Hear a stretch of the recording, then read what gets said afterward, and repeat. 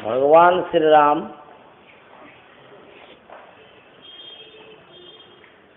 जंगल जा रहे हैं। तो सबसे पहले श्रृंगवेरपुर गए तो वहाँ पर गुह निषाद रहता था। गुह निषाद भगवान श्री राम तो गुह निषाद देखा भगवान श्री राम सीता लक्ष्मण की इतनी दयनीय दशा है। ये पत्ते के सैया पर सोए हैं। इनको बहुत दुख हो गया कि इस तरह से नहीं करना चाहिए। सीता को जंगल भेज दिया। बेचारा राम राजा था, राजा का लड़का, और इसको देखिए कितना दुख हो रहा है। उसको दया आ गई गुह निषाद को। तो रात्रि में गुह निषाद पहरा में बैठे हैं, लक्ष्मण भी पहरा कर रहे हैं। तो आपस में दोनों बात करने लगे। तो गुह निषाद की बात लक्ष्मण सुना। तो लक्ष्मण ज्ञानी था, हाँ, वेद वेदांत सब जानता था।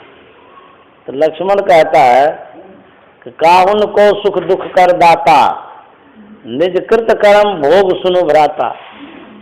हे भाई, तुम जो इसकी स्थिति को देख करके यह कह रहे हो कि किसी ने इसको दुख दिया है, राम को, सीता को, ऐसा सोचना तुम्हारा भ्रम है। इनको कोई दुख नहीं दिया है। ये अपने निज कृत कर्म के कारण दुख भोग रहे हैं। अब बुझिए, भगवान श्री राम अपने ही कर्मों के कारण दुख भोग रहे हैं, सीता भी अपने कर्मों के कारण दुख भोग रहे हैं। बोले इसमें क्या क्या कारण है। जब राजा दशरथ पहले शिकार खेलता था, एक दिन शिकार के क्रम में श्रवण को बाण मार दिया। शब्द वेधी बाण, जानते कैसा होता है? सिर्फ आवाज सुनकर के मारता था तो बाण लग जाता था। जैसे मान लिया यहाँ कोई बोल रहा है, बाहर में दूर में कोई है धनुष चलाने वाला, धनुष बाण चलाने वाला, आवाज आहट हुई, वहां से बाण मारा तो यहाँ लग जाता था। बाप रे बाप, क्या कला थी बाण चलाने की। देखते नहीं थे, सिर्फ आवाज से। श्रवण पानी भरने के लिए गया था। वो जो तुमड़ी होता है ना, कमंडल टाइप का, उसमें भर रहा था। गुरगुर गुरगुर आवाज किया तो दशरथ के मन में कोई मृगा है, आवाज सुनकर के बाण चला दिया तो वहां जाकर के बाण लग गया। श्रवण कुमार को बाण लग गया। तो श्रवण शब्द वेदी बाण चलाया। वो तो नहीं जान रहा था कि श्रवण है, लेकिन चलाया है। हाँ सही। अरे शब्द वेदी बाण मतलब तीर चलाया। उस तीर में ऐसी शक्ति है कि जहां आवाज हो रहा वहां जाके लगेगा। ऐसा ऐसा चीज हुआ है कि आप थोड़ा बढ़िए ना, और तब न बताते हैं। देखिए न कितना कितना बताएंगे। तो जाकर के राजा दशरथ देखते हैं कि श्रवण कुमार को तो बाण लग गया। ये क्या हो गया? बहुत पश्चाताप, उसको उठा करके ले गए वहाँ उनके माता पिता के पास। तो दोनों अंधा अंधी थे। आहट हुई तो पूछते कौन? तो राजा दशरथ चुप हो गए, डर के मारे, कुछ नहीं बोल रहे। बोले कौन? तब भी नहीं बोल रहे। बोले कि यदि नहीं बोलेगा तो मैं श्राप दे दूंगा। कौन है तुम? श्रवण कुमार तो नहीं है। तब राजा दशरथ कहते हैं, सुनिए माता जी, मैं राजा दशरथ हूँ। तो बोले कि तुम यहाँ कहाँ आए हो, मेरा श्रवण कहाँ है? बोले कि मैं बाण चला रहा था, धनुष बाण, तो वो पानी भर रहा था, गुरगुर करके आवाज, हम सोचे कि मृगा है, तो बाण चलाए, श्रवण को ही लग गया। इतना तो सुनना था। बेचारा कहे श्रवण को मार दिया, हम तो अंधा अंधी हैं, अब हमारा कौन सहारा होगा। बहुत दुख हुआ उसको। बोले कि उसके बिना हम जी ही नहीं सकते हैं। श्राप दे दिया।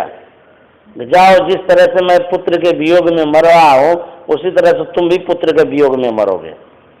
श्राप हो गया। अब देखिए होता क्या है कि कई इस बात को जानती थी। हाँ, केकई के अलावा किसी को पता नहीं था ये बात का कि इनको श्राप मिला है श्रवण के पिता को।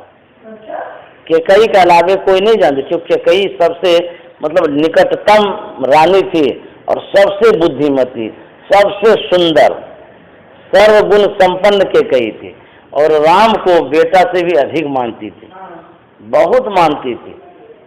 लोग केकई को दोष देते। यहाँ देखिए क्या हुआ है, केकई की बुद्धिमत्ता बता रहे हैं। केकई जानती थी कि राजा दशरथ पुत्र के वियोग में मरेंगे। अच्छा, अब पुत्र तो 4 है, तो चारों मरेगा तब वियोग हो, तब ना वो मतलब कि मरेगा, ये मरना निश्चित है इसको। तो केकई के मन में हुआ पुत्र का वियोग होगा कैसे, राजा दशरथ को इतना चारों पुत्र प्रिय है, इतना प्रिय है, इसको वियोग हो ही नहीं सकता है, तो मर जाएगा चारों, श्राप जब मिला है। तो ऐसा करते हैं कि सबसे विशेष प्रिय है राम, राम का यदि वियोग होगा तब ये मरेगा।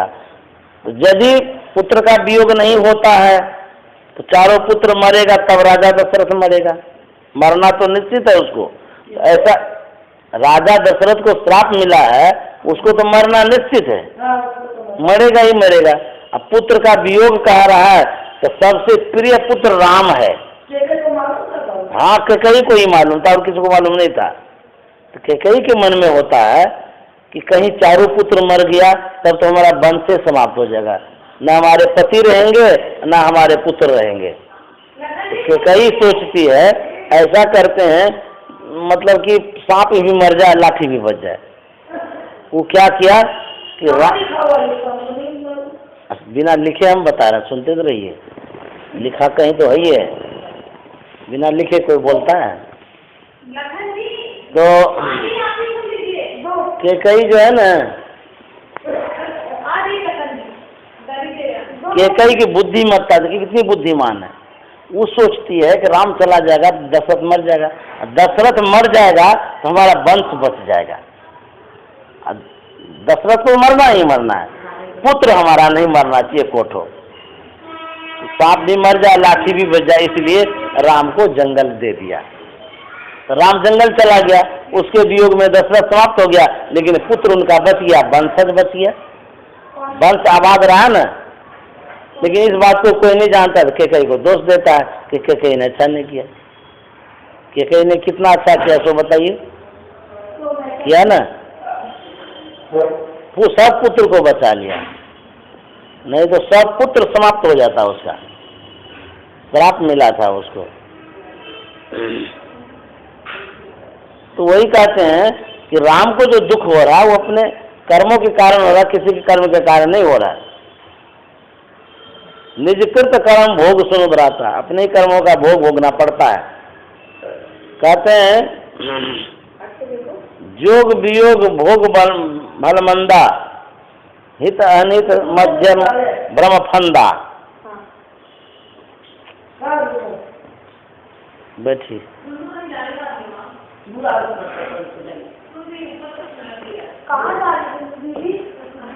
सुनो सुनो,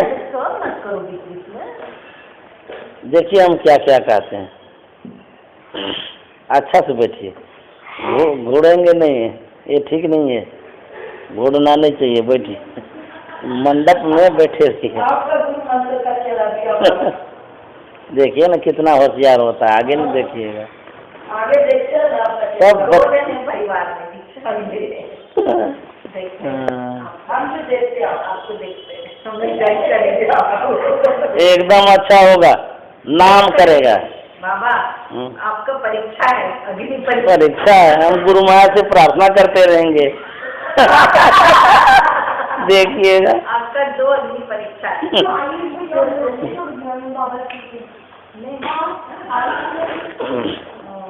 सुनिए, कहते हैं कर्म जो है, कर्म कहाँ कहाँ तक पीछा करता है इसका पता नहीं चलता है। एक बार भीष्म पितामह भगवान श्री कृष्ण से पूछ बैठा, कहते हैं भगवान ये हम जो बाण पर लटके हैं, तो ये बाण पर लटकने का क्या कारण है? हम तो ऐसा कोई गलती नहीं किए इस जीवन में, 100 जन्म तक का हमको याद है, कोई गलती नहीं की, फिर भी बाण पर क्यों लटक गए? भगवान श्री कृष्ण कहते हैं तुमको तो 100 बरस का न पता है, हमको तो 101 बरस का पता है। बोले क्या कारण है? बोले उस जन्म में आप राजा थे, हाथी पर सवार होकर के जा रहे थे, रास्ते में सांप मिला, उसको डंडा में लगा करके ऐसा फेंके कि चला गया कांटा पर, कांटा चुभ गया उसके शरीर में। हाँ, वो जो कांटा चुभा वही कांटा आपको चुभा हुआ है। मुझे कहाँ से कहाँ पीछा करता है। वही कहते हैं कर्म गति तारे से ना ही तरी, मुनि वशिष्ठ सब पंडित ज्ञान। अंधे हो गए थे धृतराष्ट्र, हाँ वो क्या कहानी, अंडा खाता तो उसका कहानी ये था कि जिस एक जन्म में वो था राजा धृतराष्ट्र, तो एक कोई आदमी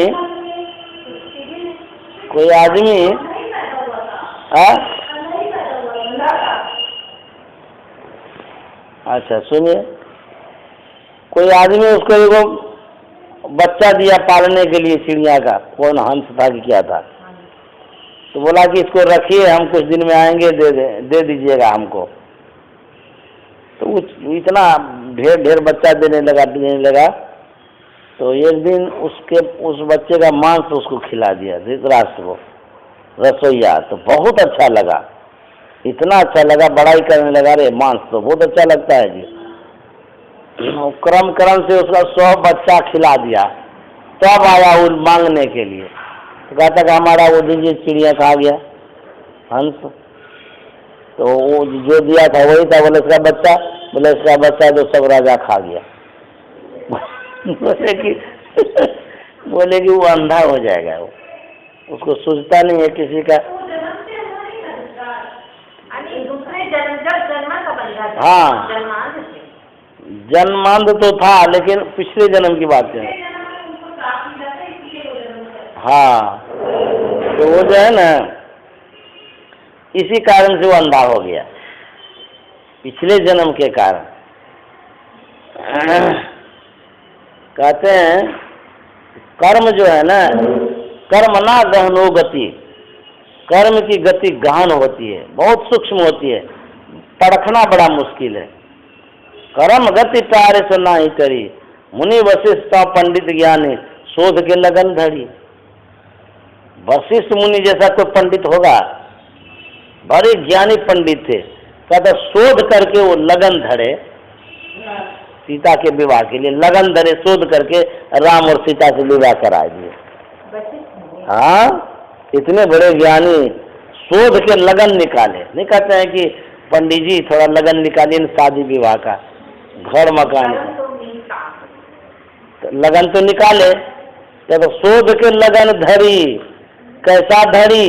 सीता हरण मरण दशरथ को, वन में विपत्ति पड़ी, कर्म गति तारे से ना ही टड़ी। कैसा लगन धरने वाला था, लगन धरने के बाद भी ये गति हुई। कहते ना मुहूर्त निकालेंगे, घर का उद्घाटन का मुहूर्त।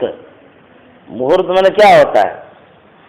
मुहूर्त का मतलब होता है समय, वह समय जो अनुकूल समय हो, कोई गड़बड़ी वाला नहीं हो समय, इसीलिए निकालते हैं ना मुहूर्त। कहते फलाने समय में इतना बज के इतना बजे पर ये मुहूर्त निकलता गृह का। तो मुहूर्त का मतलब होता जिस ओर जाने से हमारा शुभ होगा, कल्याण होगा, उधर जो मुड़ जाते हैं वही मुहूर्त है, उधर जो चले गए। सबसे बड़ा मुहूर्त, सबसे अच्छा मुहूर्त कब होता जानते हैं? जिस समय गुरु को स्मरण किए, गुरु को याद किए, गुरु का नाम लिए, वही समय शुद्ध हो जाता है, पवित्र हो जाता है। नाम लेते ही पवित्र होता है। बाकी का समय शुद्ध समय छोड़ो, शुद्ध तो एक परमात्मा है।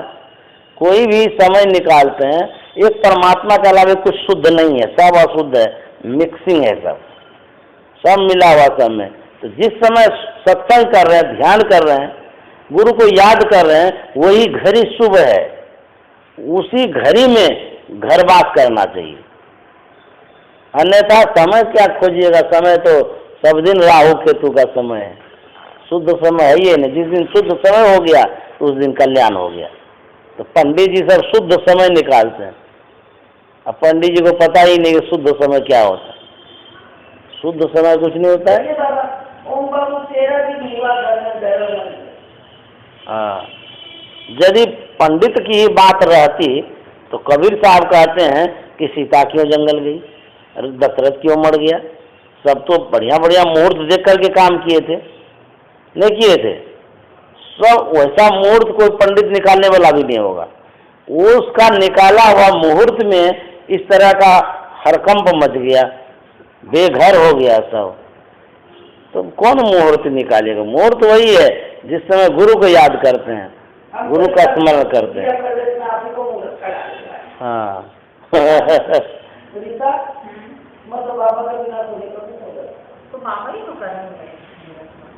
तो कहते हैं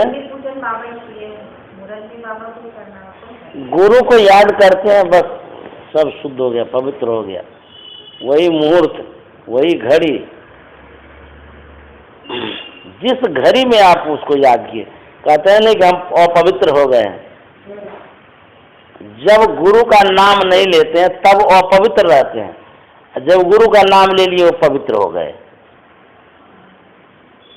पूजा करने के लिए कोई समय निकाला जाता है, अच्छा काम करने के लिए कोई समय निकाला जाता है। अच्छा, आज तक किसी शास्त्र में पढ़े हैं जो कोई भी बुरा कर्म कर रहा है वो कोई मुहूर्त निकाला है? किसी पंडित जी से पूछा है कि हम बुरा कर्म करने जा रहे हैं, हमारा मुहूर्त निकाल दीजिए? तो कभी ऐसा हुआ है? बुरा कर्म करने के लिए मुहूर्त ही मुहूर्त है, हैं? क्या दुनिया की सोच है। गलत काम करो तो मुहूर्त ही मुहूर्त, समय ही समय है। झट से गोली मार दिया, गाली दे दिया, लड़ाई कर लिया, क्या से क्या कर्म कर लिया। और शुभ काम करेंगे, अच्छा काम करेंगे, उसके लिए वेट करेंगे समय का। सांस निकल जाएगी तब क्या होगा कल? तो अच्छा समय आते आते मान लीजिए 6 महीना में निकालेगा तो तब तक में क्या होगा आपका हाल? तो पंडित जी सब क्या करता है, जजमान को पकड़ के रखता है, फलाना जजमान को इतने समय देंगे तो हम यहाँ से पूजा करके वहाँ चले जाएंगे, उसको उस समय कहेंगे आपका ये मुहूर्त ठीक निकल रहा है। तो जो है ना अपना समय बांट बांट करके जजमान को देता है, तो जजमान भी खुश हो जाता है, चलो हमारा ये मुहूर्त निकला है। अरे मुहूर्त क्या है? जिस समय शुभ कर्म कर रहे हैं वो मुहूर्त ही मुहूर्त है। जिस समय शुभ कर्म शुरू किए शुभ मुहूर्त हो गया वो। हाँ, गलत करने के लिए यदि जाते हैं तब पंडित जी से पूछिए, पंडित जी ऐसा देखिए तो हम गलत करने जा रहे हैं, कौन मुहूर्त में करा गलत है? ऐसा पत्रा में कहीं बताएगा भी नहीं, कहेगा गलत करने का पूरा फ्री है, छूट है, कभी भी कर सकते हैं। सही करेंगे तब हम रोकेंगे कि इस समय मत करिए। पुण्य करने के लिए रोकता है, पाप करने के लिए कहीं रुकावट नहीं है। वो 24 घंटा कर सकते हैं पाप, कोई शास्त्र में नहीं है, किसी पत्रा में लिखा हुआ नहीं है। पुण्य करने के लिए खाली पंडित जी सब रोकता है, वो उनका पेतरा है अपना, पंडित जी सब का। अच्छा कर्म करिए, गुरु का नाम लीजिए, भगवान का नाम, ईश्वर का नाम लेकर के अच्छा काम करने के लिए जिस समय हो जाए, 12 बजे रात में हो तो 12 बजे रात में कर लीजिए, उसी समय नाम ले लीजिए, उसी समय शुभ काम कर लीजिए। दुनिया भर का जतरा पतरा भारत में है, अमेरिका में जाके खोजिए तो कोई पतरा है? इंग्लैंड में कुछ नहीं, उन लोगों को पता भी नहीं कि क्या होता है। तो क्या वहाँ पैसे की कमी हो गई है? सबसे ज्यादा वही पैसा है ना? तब दुनिया भर का वहाँ रुपया जमा। यहाँ क्या करता है, इतना पाखंड फैला है, इतना पाखंड बाह्य आडंबर कि लोगों को तो घेर घेर के रखता है। ये करो तो यहाँ पूजा करो, तो वहाँ पूजा करो, ऐसे करो। धर्मस्थल में जाइए तब आपको पता चलेगा। हम गए वहाँ देवघर, बहुत दिन हो गया। देवघर? हाँ देवघर, हैं? आप भी जाएंगे? तो हम गए थे, तो सबसे पहले तो बोला कि पैसा खुला करवा लीजिए 10 रुपया सैकड़ा में। तो खुला करने में पैसा ले रहा वहाँ। खुला नहीं देगा कोई, वैसे कहिएगा कि हमको 10 रुपया भेजा दीजिए, कुछ नहीं, 10 रुपया में 1 रुपया ले लेगा, ऐसे करके करता है। तो हम थोड़ा बहुत खुला करवा लिए, चौवन्नी 10 पैसा 15 पैसा ये सब रख लिए। तो गए मंदिर के पास, तो बोलते हैं कि वहाँ कुआं से जल निकालिए, अब उसमें पैसा दीजिए। कैसा आदमी है, अब कुआं से जो जल निकालेगा वही चढ़ेगा और कोई नहीं चढ़ा सकता दूसरा, अब उसको पैसा दिए, तो उसको भी 10 पैसा दे दिए, चलो कोई बात नहीं। फिर गए मंदिर के पास, बोले अंदर जो चढ़ाएंगे जल उसमें भी रुपया चढ़ाना पड़ेगा। बोले राम राम ये क्या कह रहा है? हम बोले कि कितना चढ़ाना पड़ेगा? बोले कि 5-10 रुपया चढ़ा दीजिए। हम बोले ना उतना नहीं चढ़ाएंगे, हम 4 आना चढ़ाएंगे। बोले नहीं 4 आना वो सब कुछ होता है। तो हम बोले हमको नहीं चढ़ाना है। बारिश हम पानी फेंक दिए, 4 आना फेंक दिए, बस चले आए, काम करता हूँ। इतना दुनिया भर का करता है लफड़ा। हम गए वहाँ गया में, एक छोटी बछिया रहती है, अयोध्या में हम देखे थे, अयोध्या में सरयू के किनारे एक बछिया थी। बोले बैतरनी पार करा देंगे। हम देख रहे थे सब लीला, तो बोले कैसे कराएंगे? तो बोले कि 5 रुपया दीजिए, आप पुछड़ी पकड़िए बछिया का, पुछड़ी पकड़ करके 2-4 बार ऐसे घुमा दिया, बस हो गए बैतरनी पार। ये सब वहाँ हम देख के आश्चर्य कर रहे थे, बाप रे बाप कैसा अंधविश्वास है लोगों को। 5 रुपया में बैतरनी पार, 5 रुपया में तो रायपुर से दिल्ली भी नहीं जा सकते हैं, वहाँ बैतरनी पार होता है। ये सब जो है ना,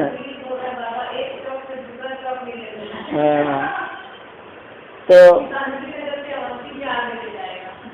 इसको बोलते हैं कर्म कांड। कर्म कांड में लोग उलझ जाता है, इतना उलझ जाता है कि जन्म जन्म तक वो भटकते रहता है। कल्याणी नदी इतना कर्म कांड में उलझा देता है, ब्राह्मण लोग ये करो तो वो करो, वहाँ दान करो, ये पुण्य करो, दुनिया भर का। तो वही कहते हैं कि जो काम करना है, अच्छा काम है, तो कोई मुहूर्त मत देखिए, मुहूर्त देखना ही नहीं है, उसी समय कर लीजिए, एकदम मुहूर्त है। और क्या मुहूर्त क्या देखिए, मुहूर्त में ना समय होता है, समय को क्या हम देखेंगे? सुबह हो गया, जो शीघ्र काम है कर लीजिए, बस हो गया। समय ही समय है, सुबह से लेकर शाम तक और शाम से लेकर सुबह तक। मुहूर्त शुद्ध और अशुद्ध नहीं होता है, कर्म शुद्ध और अशुद्ध होता है। आप करने क्या जा रहे हैं उस पर डिपेंड करता है मुहूर्त का। यदि शुभ कर्म करने जा रहे हैं तो मुहूर्त आपके लिए अनुकूल है, कर लीजिए। अशुभ काम करने जा रहे हैं तो उस समय थोड़ा मुहूर्त देख लीजिए कीजिए, लेकिन मुहूर्त का पतरा ही नहीं बना है, देखेगा क्या लोग? तो गुरुमाया मतलब पाखंड में नहीं जाते, वो कहते हैं कि बस जो कुछ भी काम करना, अच्छा काम करना है ना, इसीलिए अच्छा काम को यथाशीघ्र कर लीजिए, बस बुरे काम को टालते टालते टाल जाइए। वो कर्म का जो गति है टलता नहीं है। संत कबीर साहब के विषय में सुने होंगे आप लोग। कबीर साहब मगहर में रहते थे, काशी में रहते थे। तो लोग सब कहते थे जो मगहर में मरता है वो नरक जाता है, जो काशी में मरता है वो स्वर्ग जाता है, ऐसा अभी भी कहा जाता है, सुनते हैं। तो कबीर साहब सब दिन रहे काशी में, सब दिन, मरने के समय मगहर चले गए। हाँ उल्टे कि लोग जो कहता है मगहर में मरता है तो नरक जाता है, तो देखते हैं नरक कैसे हम जाते हैं, देखा तो कैसे नरक जाते हैं, मगहर में ही जाकर के मरे हैं। काशी से जाके मगहर में पटकी, चेत करो भैया, बोले हमारे मटकी मटकी है झटकी, लटकी पटकी। कबीर साहब जानबूझ करके वहाँ गए कि लोगों को जो अंधविश्वास है कम से कम वो भ्रम टूट जाए। हाँ तो स्वर्ग में गए, नरक में नहीं गए, वो तो नरक में भी नहीं गए, मुक्त हो गए, ब्रह्म थे। परमात्मा तक चले गए। उसमें लिखा किनकी वाणी है? सुंदरदास जी महाराज की वाणी है शायद। उसमें लिखे हैं कि जो ज्ञानी होते हैं उसके लिए सांप काट लेगा तो कोई अशुभ नहीं होता है, कभी भी वो मर जाएगा तो उसके लिए कोई अशुभ नहीं होता है। चाहे पहाड़ के नीचे चप जाए या कहीं भी किसी तरह उसकी मृत्यु हो जाए, जो ब्रह्म ज्ञानी है वो मुक्त ही मुक्त है। नहीं कहते हैं पता नहीं क्या होगा, सांप काट लिया उसको मर गया, कहते हैं नहीं इसकी क्या गति होगी। तो जो ज्ञानी होता है उसकी गति तो बस मोक्ष तक की होती है। चाहे वो किसी भी उत्तरायण में मरे कि दक्षिणायन में मरे, किसी भी दिशा में वो मरेंगे उसके लिए कोई फर्क नहीं पड़ता है। उस पद में वही गाया गया है। हाँ हाँ देखिए दक्षिणायन, हाँ यही पद है। हाँ ठीक बात बताए। तो वही कहते हैं कि चाहे कहीं भी मरिए, जो ज्ञानी है ज्ञानी के लिए कोई लगन मुहूर्त की कोई बात नहीं होती है, उसके लिए सब शुभ है। तो कहते हैं कि जो कर्म है, कर्म गति तारे से ना ही टरी, कर्म की जो गति है टरती नहीं है। लेकिन संत महात्मा कहते हैं यदि आप ध्यान करते हैं, गुरु महाराज ने जैसा बतलाया है, तो ध्यान करने से क्या होता है, आपका जो अशुभ कर्म है सब नाश हो जाता है, समाप्त हो जाता है। जितना अशुभ कर्म है, यदि शैल समम पापं विस्तृणम वयोजनम विद्यते ध्यान योगे नान्यो वेदा कराधना। कहते पहाड़ के समान यदि पाप हो तो ध्यान योग से समाप्त हो जाता है। तो जो ध्यान योग करेगा उसका समाप्त होगा, जो ध्यान योग नहीं करेगा उसका कैसे समाप्त होगा, उसको तो भोगना ही भोगना पड़ेगा। एक ही उपाय है ये। और गुरु महाराज ने कहा कर्म धर्म को जला खा कर देंगे तुमको तार, करो परमेश्वर में पार। ये मानुष देह समैया में करो परमेश्वर में प्यार। गुरु महाराज कहता कर्म धर्म को जला खा कर, इंद्रियों का जो कर्म है, इंद्रियों का जो धर्म है, सबको जला करके खा कर देंगे, समाप्त कर देंगे। जो परमेश्वर में प्यार करेंगे उसका सब जल करके समाप्त।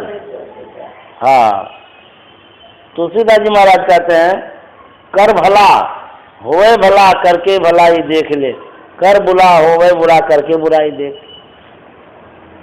जैसा करेंगे वैसा मिलेगा। एक महात्मा जी थे, है ना, वो भिक्षा मांगने के लिए गए। तो जो है ना एक चले गए बूढ़ी माता के पास। तो बूढ़ी माता बाहर आई, बोलते जाइए भिक्षा उक्षा यहाँ नहीं मिलेगी, बड़ी कंजूस थी वो। सुनिए सुनिए। तो अब महात्मा जी सोचे कि कहाँ जाएंगे,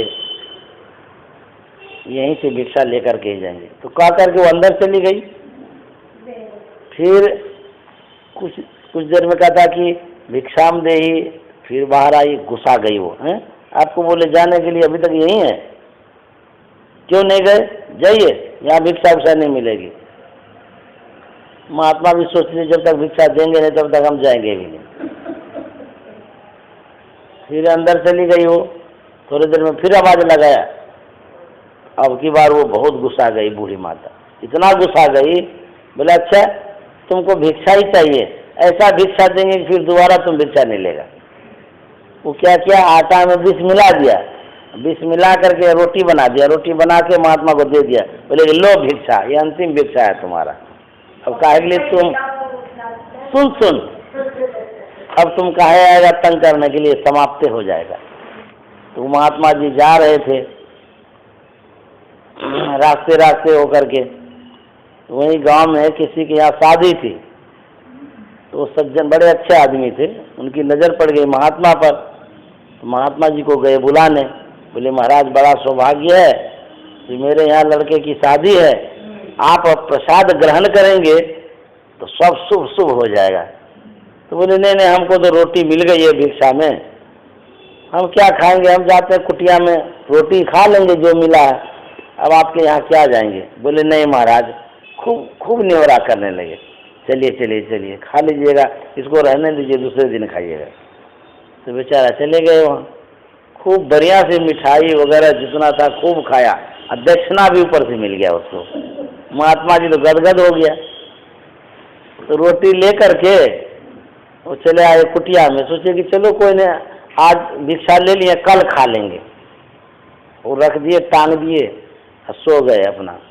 रात्रि में वो लड़का एक आया, बुढ़िया का, गया था बाहर कमाने के लिए, तो उसी होकर के गुजर रहा था।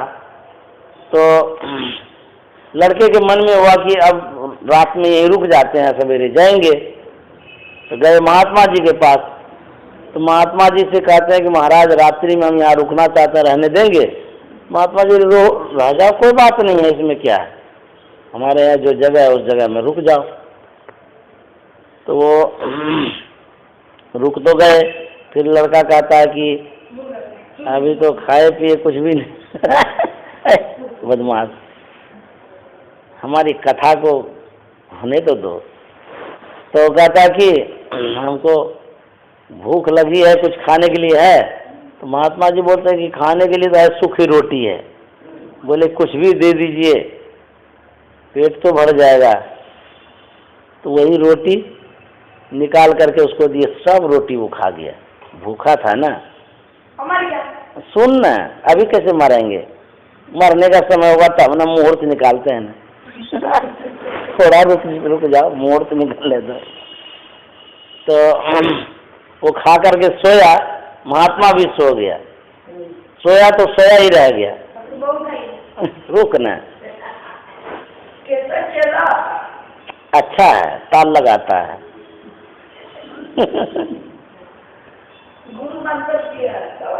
हाँ सुनिए, तो क्या हुआ, सवेरा हो गया, महात्मा जी तो उठ गए, लड़का उठा नहीं। तो महात्मा जी उठाने के लिए गए, हिलाते हैं तो उठता ही नहीं है। अब महात्मा जी शरीर को पूरा पकड़ करके देखते हैं, ठंडा हो गया। तो विश्वास हो गया कि मर गया। अब क्या होगा, बेचारे को बहुत अफसोस होने लगा, हो क्या गया, हमारे यहाँ रात में रहा, ये दुर्घटना हो गई, अब समाज के लोग क्या कहेंगे। तो लोगों को कहना शुरू किए, तो कहते कहते गांव के पूरे आदमी इकट्ठा हो गए कि ये क्या हो गया, लड़का है, जवान लड़का मर गया, आखिर क्या कारण है। ये बात खबर फैलते फैलते फैलते वहाँ तक चली गई, बुढ़िया तक। तो उसके मन में हुआ कि देखे कौन मरा है, चलो देखते हैं। गांव देहात में नहीं होता है, दूर से दूर का आदमी आ जाता है देखने के लिए। तो वो भी आ रही थी देखने के लिए, भीड़ बहुत भीड़ हो गई, भीड़ चीड़ करके भीतर गई। तो वहाँ अंदर गई, तो देखते ही तो हमारा ही बेटा है। बोलता है ये कैसा हो गया, कौन मार दिया? तो हमारा बेटा है, ये कैसे हो गया? तो बोलते पता नहीं, हम लोगों को भी पता नहीं, महात्मा को तो महात्मा ही मार दिया होगा। बोले नहीं नहीं, हम क्यों मारेंगे, हमसे क्या दुश्मनी इसकी है। बोले तब मरा कैसे? तो लोग ने पूछते कैसे आया, क्या हुआ, नहीं हुआ। तो पूछने लगे कैसे कैसे हुआ। बोले रात में ही आया था, बोला कि हमको खाने पीने का कुछ है तो दे दीजिए, भूख बहुत जोरों से लगी है, आप ही ने वो रोटी दिए थे। महात्मा कहता है वो जो आपने रोटी दिए थे वो तो हम नहीं खाए थे, हम तो भंडारा में कहीं खा लिए, और वो रोटी बची हुई थी, हमारे पास कुछ थी नहीं, वही रोटी खिला दिए। तो ये और तो कोई बात नहीं हुआ, खाया और सोया, तो सोया जो सोया ही रह गया। तो बुढ़िया कहती हे राम, हमको क्या पता कि हमारा बेटा ही रोटी खाएगा, हम तो महात्मा को मरने के लिए दिए थे। हम तो सोचे महात्मा मर जाएगा, ये तो हमारा बेटा ही मर गया, हमको क्या पता कि हमारा बेटा कहेगा, हम कागले बिस्मिल्लाह से। वही कहते कर भला हो गए, भला करके भला ही देख ले, कर बुरा हो गए, बुरा करके बुरा ही देख ले। गड्ढा खोलता है ना, वो गिरता ही है। पता नहीं चलता है कर्म करने के क्रम में पता नहीं चलता कि हम क्या कर रहे हैं, इसका परिणाम क्या होगा। मेरा दोस्त भी गरीब थी ना, वो अपने को भरा फिर वही चीज हॉस्पिटल में। तो दूरगामी, दूर तक जो सोचता है वो ठोकर नहीं खाएगा। और अभी हम कुछ भी कर रहे हैं पता नहीं चल रहा है, लेकिन यही फल फूल होकर के आएगा। इसीलिए कहते हैं विचार का भी पाप लगता है ना। हाँ, इसीलिए कहते हैं जो भी कर्म होता है हम बुरा क्यों करेंगे, मत भलाई करिए, बुरा भी नहीं करिए। भलाई भलाई नहीं करिए तो बुरा भी नहीं करिए, चुपचाप अपना रहिए। और जो बुरा करता है आपके लिए, जानते हैं उसकी भी बुराई हो जाती है। बुरा यदि आपका कोई करता है तो उसकी बुराई स्वयं हो जाती है। भगवान बुद्ध ने कहा है, यदि कोई आपके पीछे पड़ गया बुराई करने के लिए, आप सहते चले जा रहे हैं, सहते चले जा रहे हैं, कुछ भी नहीं बोल रहे हैं, तो कहते हैं वह ऐसी अग्नि होती है कि बुराई करने वाले को भस्म कर देता है। ऐसा होता है। आप सह रहे हैं ना, उस समझ अग्नि उत्पन्न हो रहा है। सहते जाइए, सहते जाइए, एक दिन ऐसा समय आएगा उसको जो है ना एकदम सीधा लाइन पर आना होगा। एक महात्मा था, गया गंगा स्नान करने के लिए। अभी कहाँ, अभी क्या पता हम क्या कर रहे हैं, समझे। गंगा स्नान करने के लिए गए, खूब बढ़िया से स्नान करके आ रहे थे। घर के बीच में गली नहीं होती है, उसी होकर के आ रहे थे। मकान पर कोई आदमी था, बड़ा दुर्जन था। देखा महात्मा जी आ रहे हैं, ऊपर से कूड़ा डाल दिए। महात्मा जी के ऊपर कूड़ा पड़ गया, तो फिर चले गए नहाने के लिए। फिर नहा करके आ रहे थे, उस जगह जैसे फिर कूड़ा डाल दिए। फिर चले गए नहाने के लिए, फिर आए तो फिर कूड़ा डाले। गजब का कहानी। वो बेचारा नहा करके आता था, ये कूड़ा डालता था। अब मुझे क्या उनसे लेना देना, वो तो अपना नहा करके आ रहा, कोई दुश्मनी नहीं, कभी झगड़ा नहीं हुआ। तब भी ऐसा प्रवृत्ति का लोग भी होता है। दिन भर कर्म चलते रहा, वो कूड़ा डालते रहा, वो नहाते रहा। 100 बार नहाना पड़ा उसको। अब मुझे महात्मा कुछ भी नहीं बोल रहा, कितना सहनशील, इतना दिन दिन भर डालते जा रहा, कुछ नहीं बोल रहा। और वो दुर्जन आदमी वैसा, उसके पीछे पड़ गया हाथ धो करके। 100 बार नहाया, उसके बाद 101वां बार में नहा के आ रहा था। नीचे उतरा हुआ आदमी जो कूड़ा डालता था, चरणों में गिर गया। बोले महाराज माफ कर दीजिए, मैंने बहुत बुरा किया आपके साथ, इतना गंदा डाले और आप कुछ भी नहीं बोले, इतने सहनशील, एक शब्द भी नहीं हमको बोले, एकदम नहीं। जानते हैं यदि नहीं कुछ बोलते हैं तो नेचुरल कुछ हो जाता है, प्रकृति के द्वारा कुछ न कुछ ऐसा उपाय लगता है वो सीधा हो जाता है आदमी। तो महात्मा जी भी कैसे थे, कहते हैं अरे अरे तुम्हारा इसमें कोई बुरा नहीं है, तू तो सौभाग्यशाली है, तुम्हारे ही कारण तो हमको 100 बार गंगा स्नान करने का मौका मिला।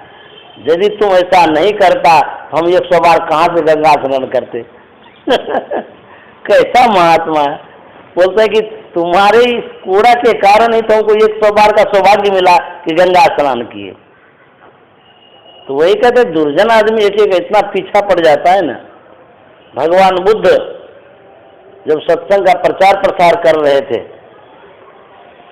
बहुत दूर तक उनकी कीर्ति फैल गई, लेकिन दुष्ट आदमी भी कम नहीं रहता है, बहुत दुष्ट आदमी सताता है।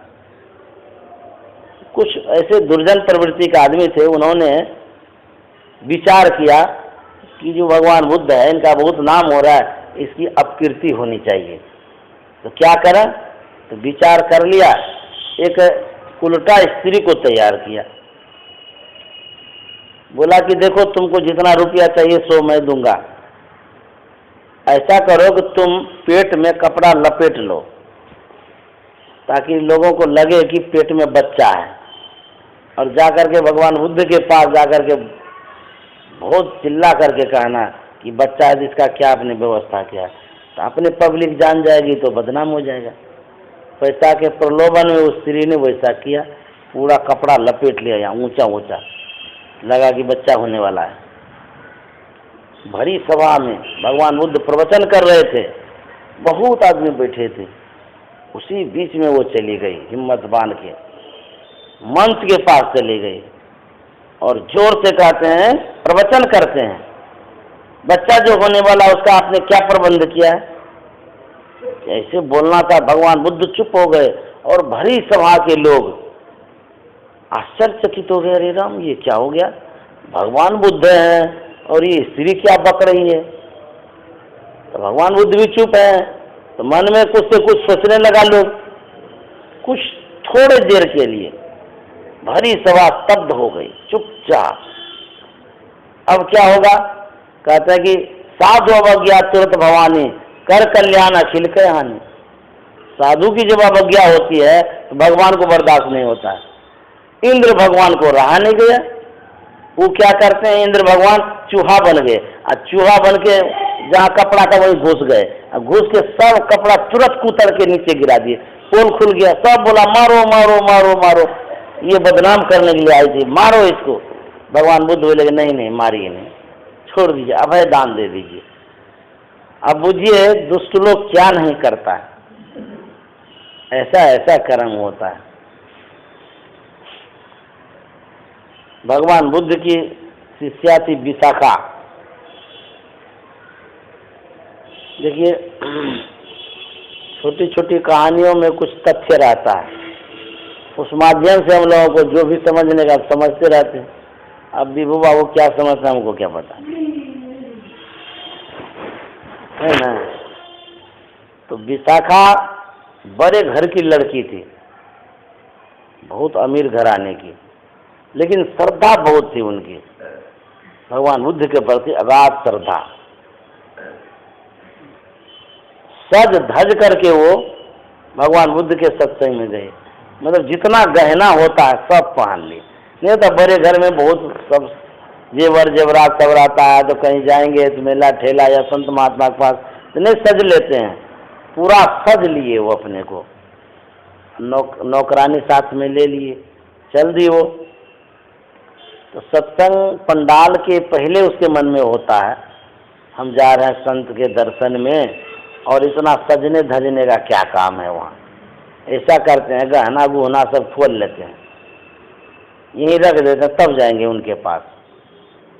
तो नौकरानी थी वो बैठ गई, उसको बोले कि तुम यहीं रहो, और जितना ये गहना है इसको यहीं रखो, हम जा रहे हैं भगवान बुद्ध के पास, उनसे मिल करके आएंगे तब चलेंगे। तो विशाखा चली गई भगवान बुद्ध के पास, जो भी मिलना जुलना था बातचीत करनी थी सब किया। उसके बाद वहाँ से लौटी, अब घर लौटना है, तो दूर से इशारा कर दिया नौकरानी कि चलो अब। तो नौकरानी हड़बड़ में गहना भूल गई।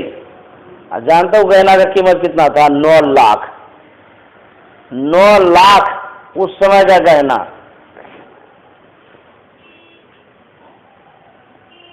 सो गए, कहते 9 लाख का गहना वो छूट गया। वो लोग आधा दूर जब गए तो विशाखा पूछती है नौकरानी से, गहना लाई? वो लोग गहना तो हम भूल गए।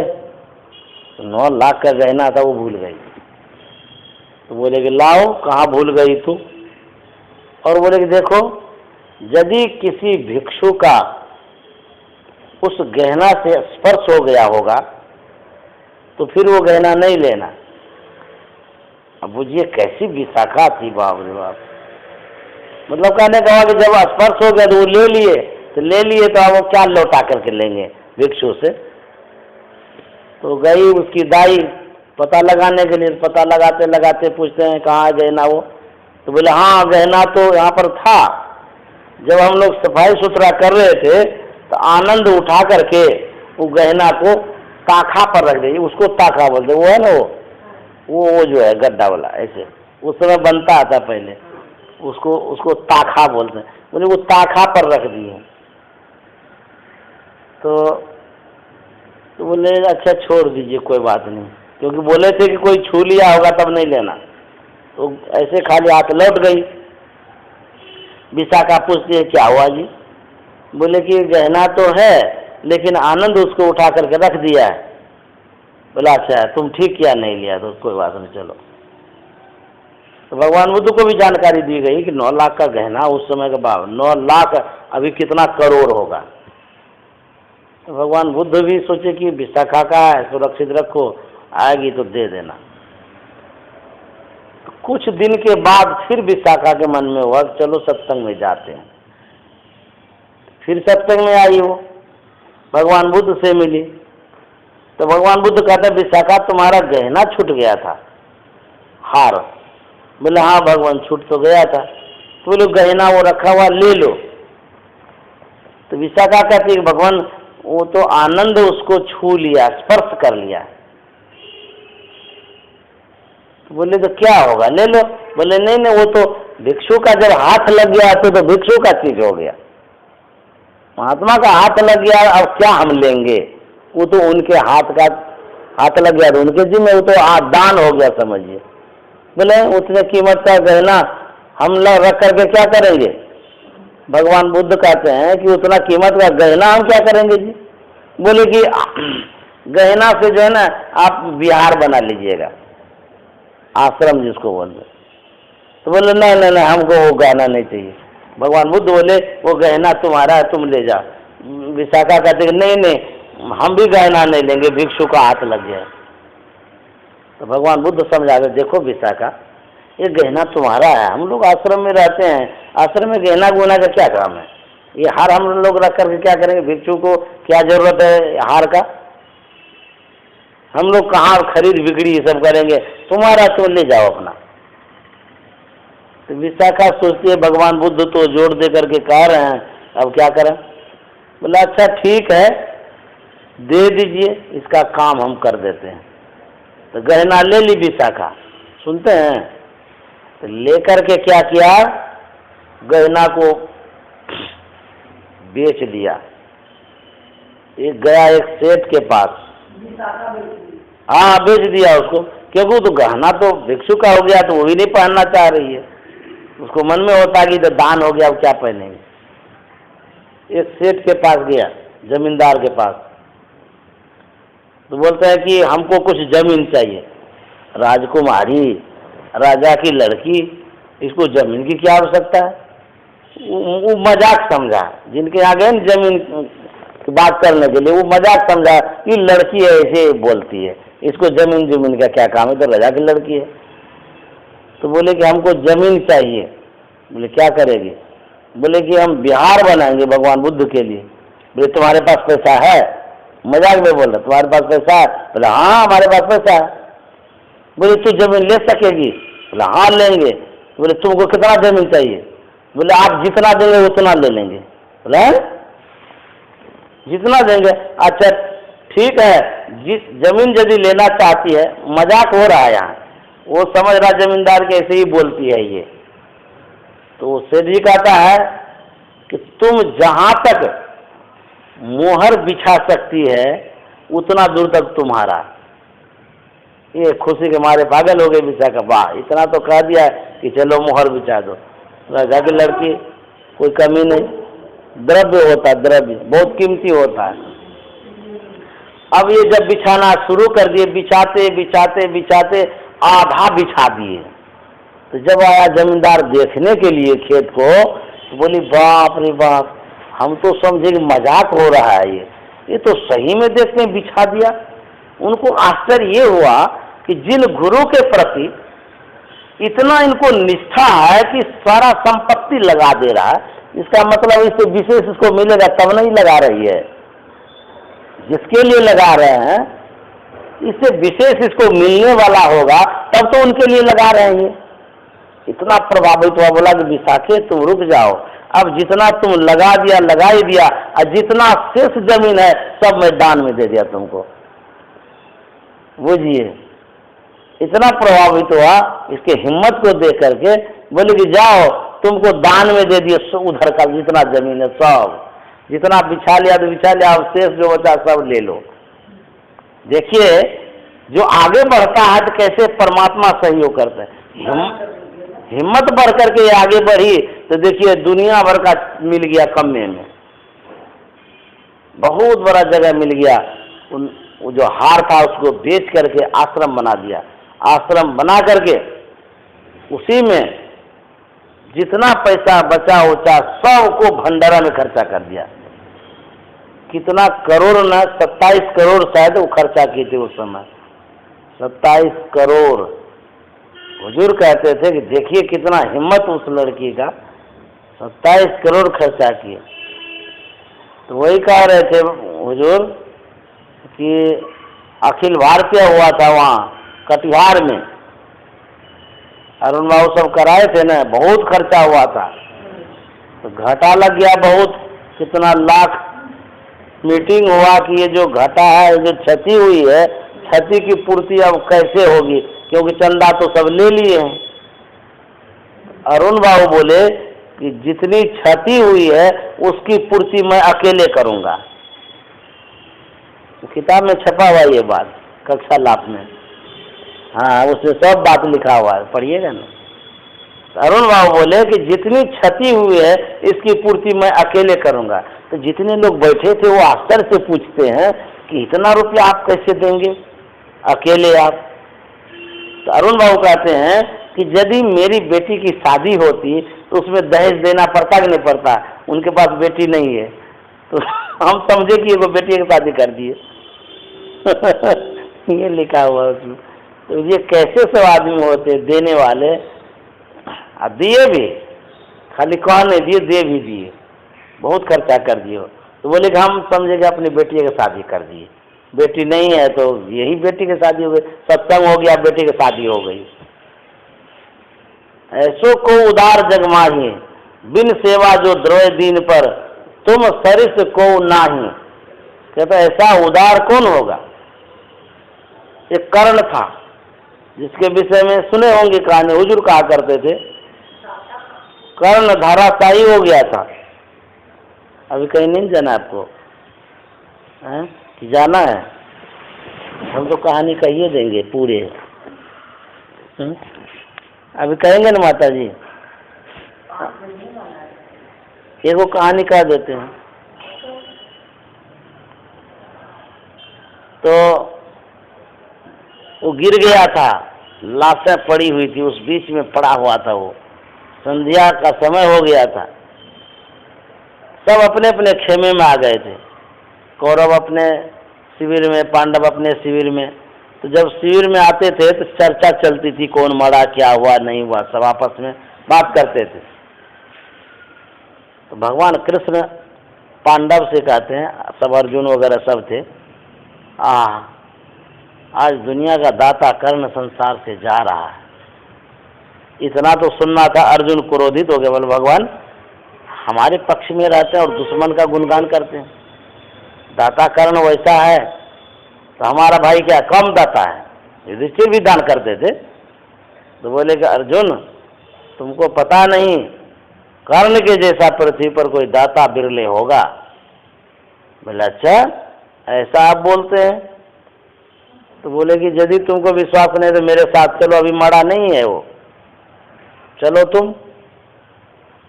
तो अर्जुन जाता है वेश बदल करके, भगवान कृष्ण ब्राह्मण का वेश धारण कर लिए और चले वहाँ जहाँ लाशें पड़ी हुई थी।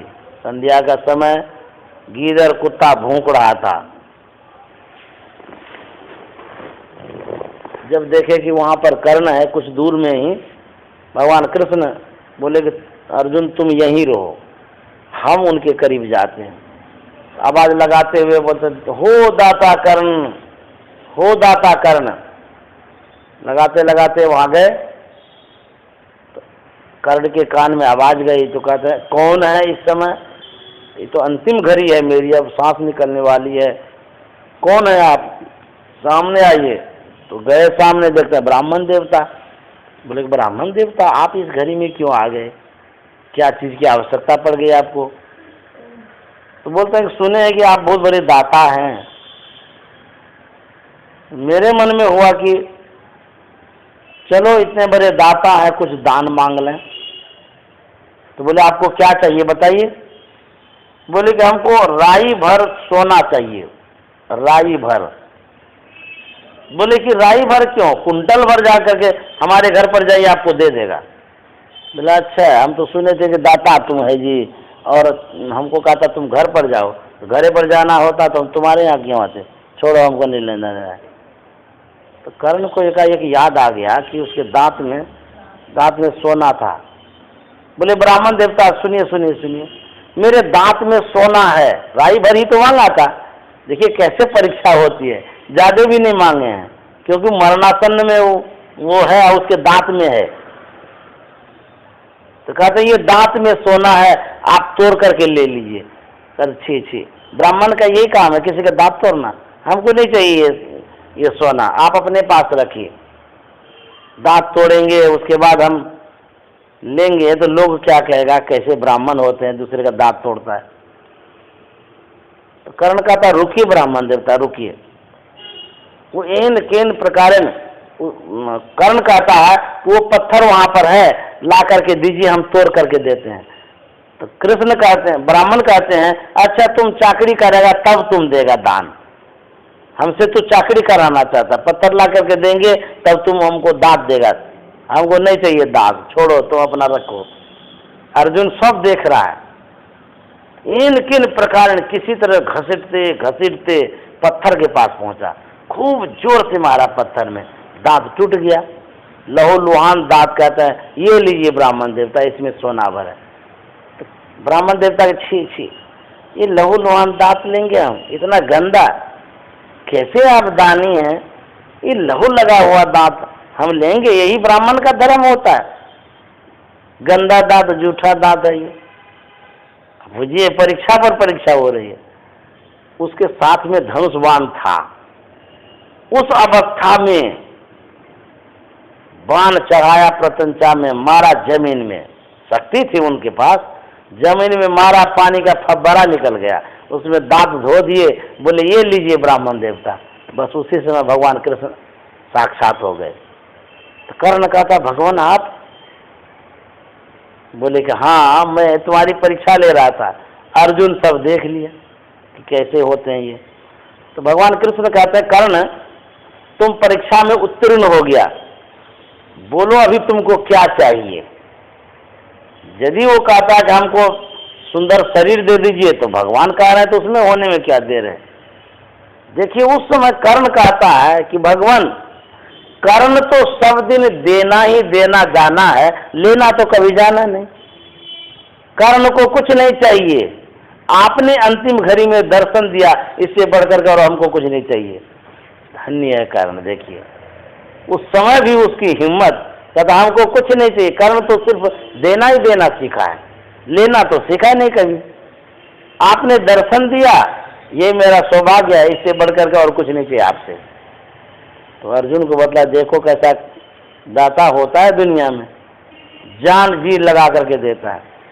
वही कहते हैं कि कर्म ऐसा होना चाहिए जिस कर्म से आपकी जो गति है ऊर्ध्व गति हो जाए, अच्छी गति हो जाए।